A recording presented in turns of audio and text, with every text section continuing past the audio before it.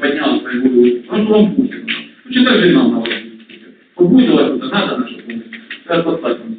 Отморозили нас, если уходить. Как бы еду там, да. Хорошо.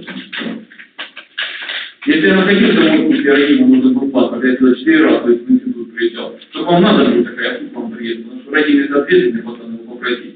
Вот с удовольствием. Работу, конечно, уехал я, а родима нет, ему надо был паспорт, я сюда 4 раза в институт приезжал.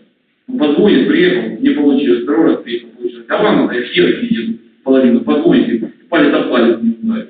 И хрен такого порешаю, не забыл, что это случится. Пускай мне даже взыскание будет хер кому. Потому что ваше отношение такое. Если и вообще не ориентируетесь, вообще не воспринимаете. Потому что вас приучили. Я приучил вам, причем молодой пришел, не знаю, в другим курсе не хотим общаться как нами. Потому что на первого курса вас глашить, уничтожать, вообще оскорблять, чтобы вообще в кабинет для боялись зайти. Вот тогда будет плохо, подпал, тогда будет хорошо. А так как вы вам по-человечески начали написано на голову стиле, как это пойти утром туда не поубирать, потому что закрыта картошка. На первом курсе веника снимать.